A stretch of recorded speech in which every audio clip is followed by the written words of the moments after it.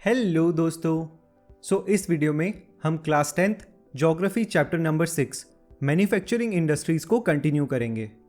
तो चलिए शुरू करते हैं। दोस्तों, बात करते हैं थर्ड टाइप की इंडस्ट्री के बारे में, जो कि है केमिकल इंडस्ट्री। केमिकल इंडस्ट्रीज दोनों स्मॉल और लार्ज स्केल यूनिट में पाई जाती हैं और केमिकल इंडस्ट्रीज में एक रैपिड ग्रोथ देखने को मिल रही है इंडिया की इंडिपेंडेंस की बाद से। इनऑर्गेनिक केमिकल्स के अंदर basically nitric acid, alkali, soda ash और कास्टिक सोडा का यूज़ किया जाता है और ऑर्गेनिक केमिकल्स में पेट्रोकेमिकल्स यूज़ की जाती हैं, जिनकी वजह से synthetic fibres, synthetic rubbers, plastic, drugs और फार्मास्यूटिकल चीज़ें बनाई जाती हैं। इसी का एक एग्जांपल फर्टिलाइज़र इंडस्ट्री के बारे में जानते हैं। तो फर्टिलाइजर्स बेसिकली क्रॉप प्रोडक्शन को बढ़ाने के लिए काम आते हैं। Fertiliser industries basically nitrogenous fertilisers बनाती हैं, फॉस्फेटिक फर्टिलाइजर्स बनाती हैं, एमोनियम फर्टिलाइजर्स बनाती हैं और कुछ कॉम्प्लेक्स फर्टिलाइजर्स बनाती हैं, जिसके अंदर नाइट्रोजन, फॉस्फेट और पोटाश मिक्स होती है। इंडिया में पोटाश एक्चुअली इंपोर्ट की जाती है अदर कंट्री से, क्योंकि इंडिया के पास कमर्शियली पोटाश का कोई रिजर्व पाया नहीं जाता है किसी भी फॉर्म में। ग्रीन रेवोल्यूशंस के बाद फर्टिलाइजिंग इंडस्ट्री का बहुत ज़्यादा एक्सपेंशन हुआ, जिसमें गुजरात, तमिलनाडु, उत्तर प्रदेश, पंजाब और केरला कंट्रीब्यूट करते हैं इंडिया के फर्टिलाइजर प्रोडक्शन का हाफ। तो दोस्तों, बात करते हैं सीमेंट इंडस्ट्री के बारे में। सीमेंट कंस्ट्रक्शन और इंफ्रास्ट्रक्चर के मैन्युफैक्चरिंग के अंदर एक बहुत ही इंपॉर्टेंट रोल प्ले करती है और हमारी ब्रिजेस, रोड्स, एयरपोर्ट, डैम्स और कमर्शियल बिल्डिंग्स बनाने में मदद करती हैं। इस इंडस्ट्री के अंदर जो रॉ मटेरियल होता है वो बहुत हैवी और बल्की होता है, जिसमें कि लाइमस्टोन, सिलिका और जिप्सम यूज़ होते हैं। इंडिया में सीमेंट का फर्स्ट प्लांट 1904 में लगाया गया था, जो कि था चेन्नई में, और उसके बाद से सीमेंट की इंडस्ट्रीज बहुत ज़्यादा एक्सपैंड करती गई हैं। इंडिया में गुजरात के अंदर स्ट्रेटेजिकली सीमेंट के प्लांट्स को लगाया जाता है, सो दैट वहाँ से सीमेंट गल्फ कंट्रीज़ यानी कि अरेबियन कंट्रीज़ में ट्रांसपोर्ट हो सके।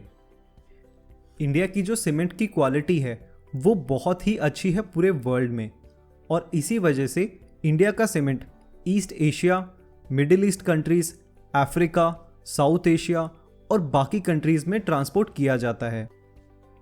सीमेंट इंडस्ट्री एक ऐसी इंडस्ट्री है जो कि सिर्फ लोकल मार्केट ही नहीं, इंटरनेशनल मार्केट की डिमांड्स को भी इजीली पूरा कर पाती हैं। दोस्तों, अब बात करते हैं इंफॉर्मेशन टेक्नोलॉजी और इलेक्ट्रॉनिक इंडस्ट्री के बारे में।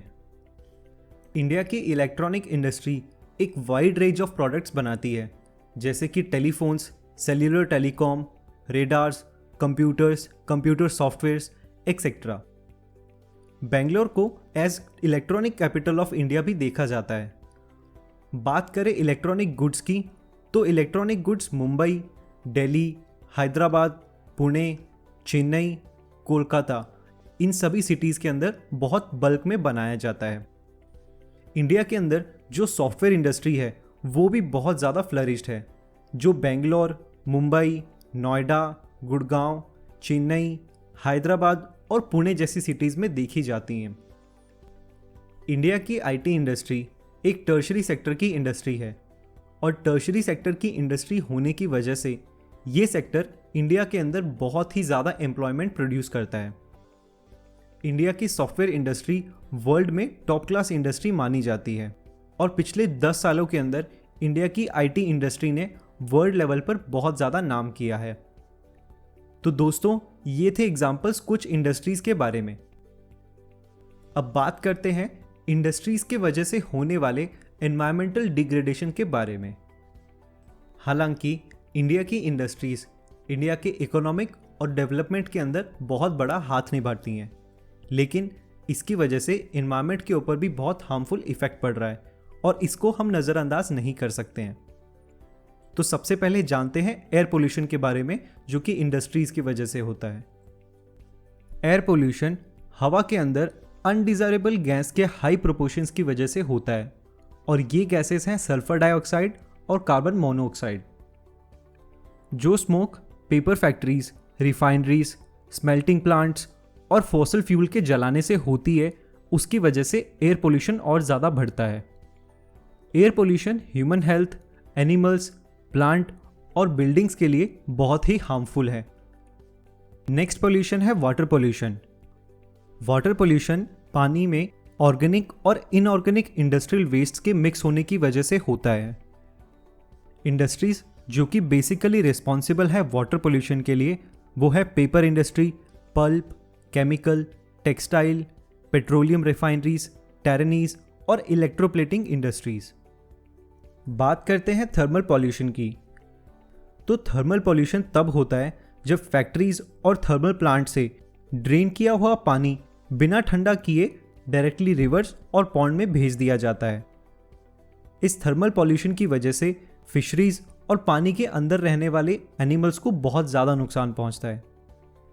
और फोर्थ टाइप है नॉइस पोल्यूशन। फैक्ट्री से होने वाले नॉइस की वजह से आसपास के लोगों को और एनिमल्स को रहने में परेशानी हो सकती है, और इसी की वजह से इरिटेशन, एंगर, हियरिंग इंपेयरमेंट जैसी प्रॉब्लम्स भी हो सकती हैं।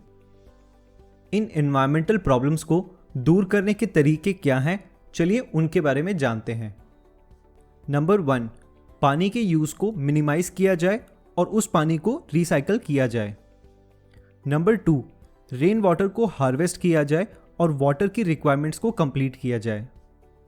नंबर 3, वो इंडस्ट्रीज जिनकी वजह से एयर पोल्यूशन होता है, उन्हें अपने चिमनीज के ऊपर मैटर फिल्टर लगाना चाहिए, जिसकी वजह से हार्मफुल मैटर्स और हार्मफुल गैसेस का फिल्टरेशन हो सके। नंबर 4, इंडस्ट्रीज में से निकलने वाला स्मोक कम किया जा सकता है अगर कोल की जगह ऑयल या गैसेस का यूज़ होना शुरू हो। नंबर 5, मशीनरीज को एनर्जी एफिशिएंट और रिड्यूस नॉइस के लिए रीडिज़ाइन किया जा सकता है। तो दोस्तों, ये थे कुछ स्टेप्स जिनकी वजह से एनवायरमेंटल डिग्रेडेशन इंडस्ट्रीज के द्वारा रोका जा सकता है। तो दोस्तों, इसी के साथ ये चैप्टर खत्म होता है। मिलते हैं अगले चैप्टर में। बाय।